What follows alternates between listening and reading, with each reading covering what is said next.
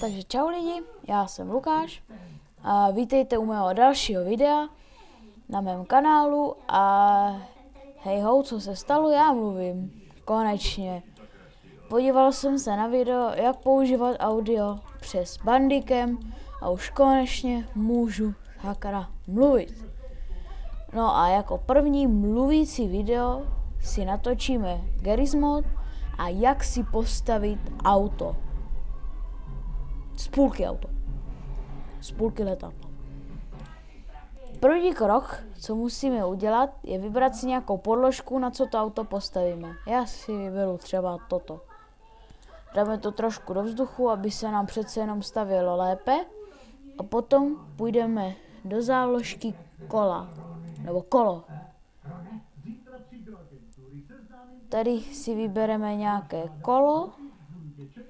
Já si vyberu třeba tohle, moc velký, tohle, akorát.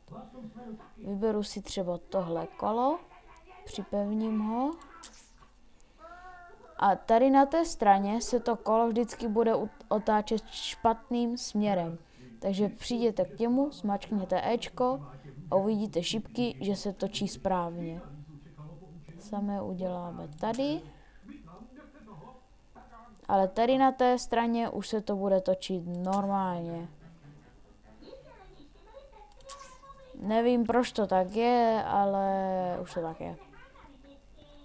Potom půjdeme do záložky trysky, nebo když to máte v angličtině, tak thrusters. Vybereme si tady nějakou hezkou trysku. Tak.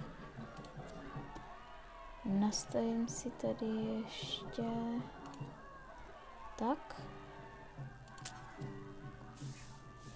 Ne, a je to špatně. Takže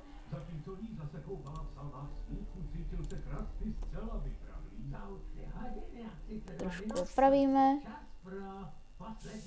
Jo, teď je to správně. Tady si s těma tryskama musíte trošku pohrát. Vlastně musíte to udělat tak, že když chcete, aby to zatáčelo tam na tu stranu, kde je napsáno Flattywood, tak musíte vyzkoušet a jestli to takhle tryská ven, tak je to správně. Znovu přenastavíme.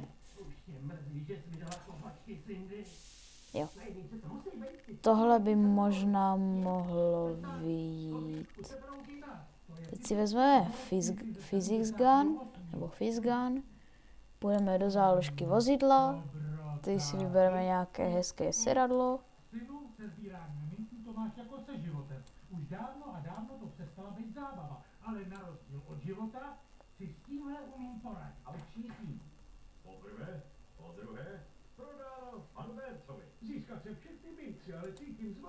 Tak, zatím to tam naflízujeme. A teď vezmeme svařit, neboli welder, a přisvaříme to takhle, nebo přivaříme takhle v té podložce. Teď to můžeme odfrýzovat a bude to krásně držet. Odfrýzujeme podložku a auto je hotovo. Jede dopředu, do boku.